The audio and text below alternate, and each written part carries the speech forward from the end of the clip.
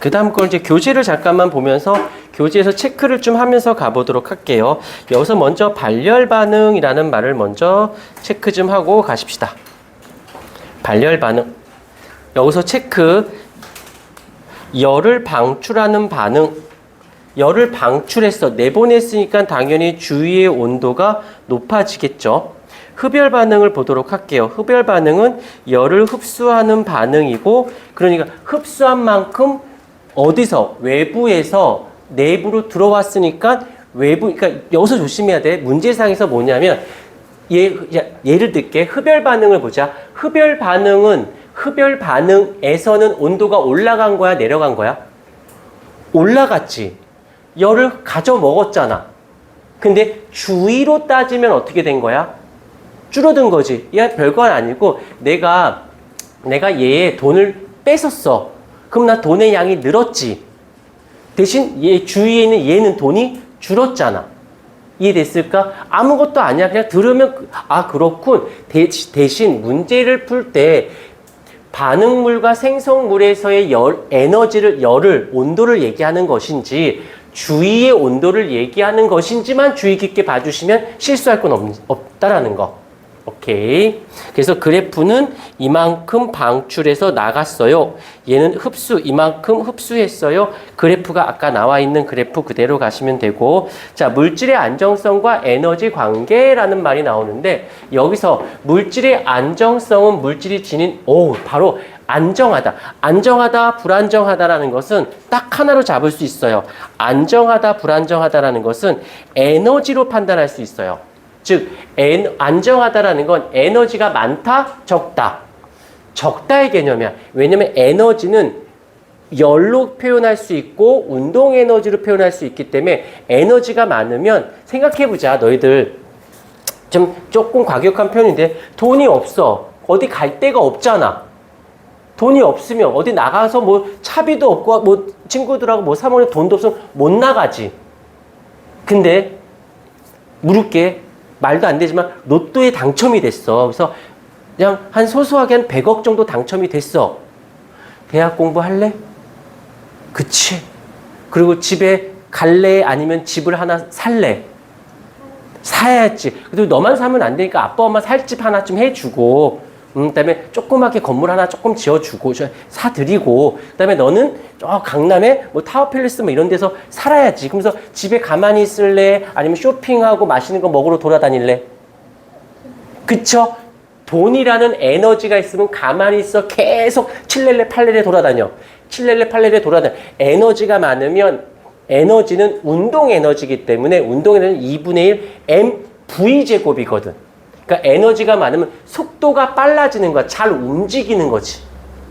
이해가 되었을까요? 그래서 에너지가 안정하다라는 건 움직이자 가만히 있다. 아, 에너지가 어때야 돼? 적어야 되는 거죠. 그래서 여기서 보게 되면 발열 반응의 경우 생성 물질이 반응물보다 에너지가 작아. 그치?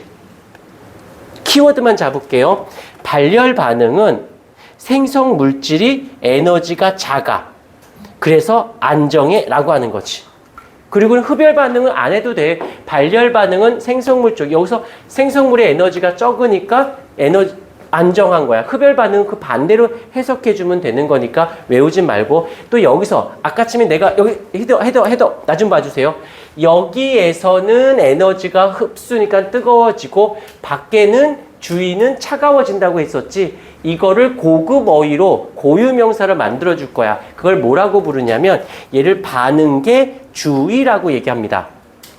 여기서 반응계라는 말의 뜻은 반응물, 생성물 쪽을 얘기하는 것이야. 그래서 화학 반응이 일어나면 에너지 출입이 생기게 되는데 이때 에너지 보존 법칙으로 에너지 보존 법칙이 왜 나오지? 내가 얘한테 10억을 뺏었어. 그럼 난 10억이 늘었지. 그럼 얘는 얼마가 줄은 거야? 10억이 줄었죠. 그러면 얘가 준 만큼 내가 늘었어. 그러면 전체 값으로 따지면 총량은 변화가 있다 없다? 없다. 전체 값은 역학적 에너지는 에너지의 합을 얘기하거든.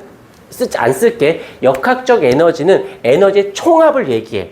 그러니까 얘의 에너지와 내 에너지의 총합은 같은데 여기 있던 애가 나한테 왔어. 그럼 넌 줄고 난 늘었지만 전체는 똑같은 거지. 무슨 말인지 이해했을까? 과학은 생각보다 말뜻만 이해해도 생각보다 문제가 부드럽게 풀려요. 그리고 막 내 맘대로 해석하려고 하지 말고 거기 문제에 맞게끔 해석을 좀 해주십사 부탁을 드릴게. 그 다음에 이러한 화학 반응에서는 에너지 흐름을 이해하기 위해서는 밑줄 반응계와 주위의 개념을 알아야 된다. 그래서 반응계는 반응이 직접 일어나는 영역인 거고, 그 다음에 반응계를 제외한 나머지를 우린 주위라고 얘기를 해준다라는 거 한 번만 경청해서 들으시면 이해가 돼요. 됐고요. 넘어가실까요? 자, 여기서 열의 출입. 여기서 일단 에너지 보존 법칙에서 여기 다시 쓸게. 에너지의 합은 어떻게 된다? 보존되어진다라는 법칙이에요. 에너지의 합이 보존되어 에너지 보존 법칙에 따라 에너지는 다른 형태로 전환될 수, 다르게 바뀔 수는 있어. 바뀔 수는 있어도 생성되거나 소멸되지는 않아요. 그러니까 형태가 바뀌는 거지. 이런 거지. 내가 돈을 갖고 햄버거를 사 먹었어. 그럼 돈이 줄어들고 햄버거가 생겼죠. 그러면 내가 햄버거가 뭐 13,000원이야. 그럼 내 13,000원이 줄었지만 13,000원짜리 햄버거의 가치를 갖고 있는 건 내가 얻었잖아.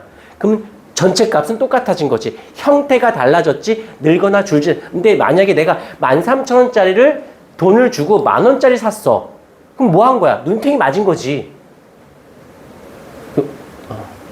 선생님이 개그를 하면 좀 웃어줘. 진지하게 째려보지 말고. 안 웃겼구나.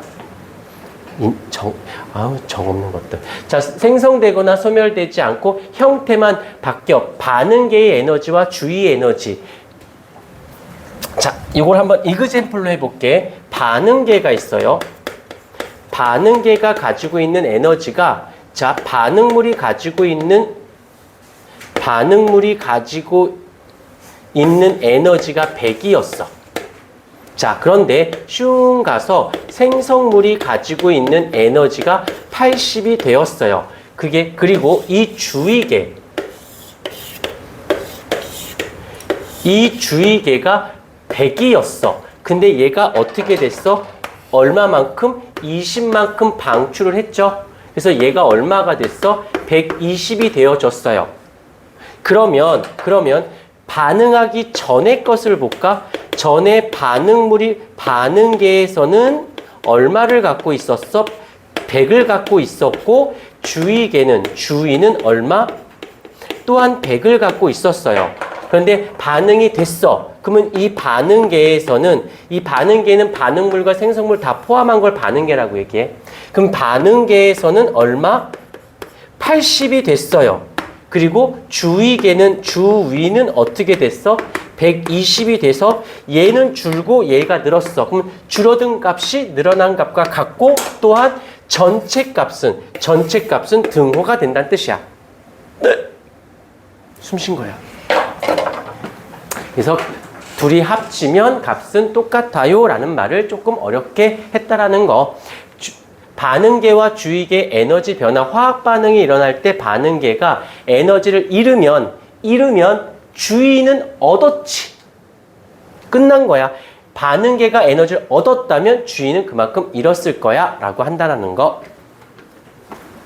화학 반응과 에너지 보존 법칙 안 읽을 거야. 그냥 봐. 그 다음에 여기서 잠깐 좀 꺼줄래요?